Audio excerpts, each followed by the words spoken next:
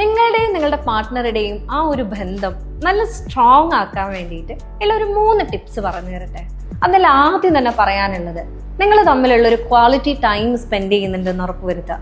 ഒരുപക്ഷെ ഫാമിലി ഉണ്ടാവും, കുട്ടികൾ ഉണ്ടാവും, എങ്കിൽ പോലും നിങ്ങൾ തമ്മിൽ നിങ്ങളുടെ മനസ്സിലുള്ള ഓരോ കാര്യവും ഡീറ്റെയിൽ ആയിട്ട് ഡിസ്കസ് ചെയ്യാനും ഒരു മാനസികമായിട്ട് നിങ്ങൾക്ക് മാത്രമുള്ള ഒരു ടൈം ഡെയിലി നിങ്ങൾ ഉണ്ടാക്കുന്നുണ്ട്, ഒരു ടീ ബ്രേക്ക് ഉണ്ടാക്കുന്നുണ്ട് എന്നുള്ളത് ഉറപ്പുവരുത്തുക. അതേപോലെ തന്നെ പറയാനുള്ളതാണ്, ആ ഒരു സ്നേഹവും കരുതലും എന്നും നിലനിൽക്കുന്നുണ്ടെന്ന് ഉറപ്പുവരുത്തുക.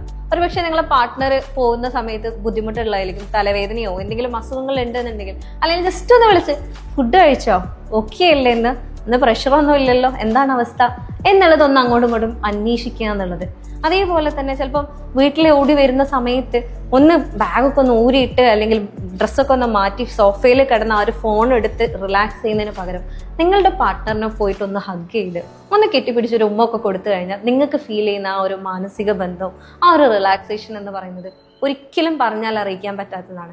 അതേപോലെ തന്നെ പറയാനുള്ള ഒരു കാര്യമാണ് സ്നേഹപൂർവ്വമായിട്ടുള്ള വാക്കുകൾ പറയാന്നുള്ളത്. നമ്മൾക്ക് എന്തെങ്കിലും പ്രശ്നങ്ങൾ ഉണ്ടെന്നുണ്ടെങ്കിൽ അല്ലെങ്കിൽ ഇഷ്ടപ്പെടാത്തതുണ്ടെന്നുണ്ടെങ്കിൽ അപ്പം മുഖത്തടിച്ച പോലെ നമ്മൾ പറയും അല്ലേ. പക്ഷെ എത്ര പ്രാവശ്യം പറഞ്ഞിട്ടുണ്ട്, താങ്ക് യു, ഞാൻ നിന്റെ കൂടെയുള്ള സമയത്ത് ഞാൻ ഭയങ്കര ഹാപ്പിയാണ്, നീ അത് ചെയ്ത് ഞാൻ ഒരിക്കലും പ്രതീക്ഷിച്ചിട്ടില്ല, ഈ കറി നല്ല ടേസ്റ്റ് ഉണ്ട് കേട്ടോ, നിങ്ങൾ അത് ചെയ്തത് എനിക്കെന്തോ ഭയങ്കര സ്നേഹം ഫീൽ ചെയ്തു കേട്ടോ എന്നുള്ള സംസാരങ്ങൾ നിങ്ങൾ എത്ര പ്രാവശ്യം നിങ്ങളുടെ ഹസ്ബൻഡിനോട് അല്ലെങ്കിൽ വൈഫിനോട് പറഞ്ഞിട്ടുണ്ട്.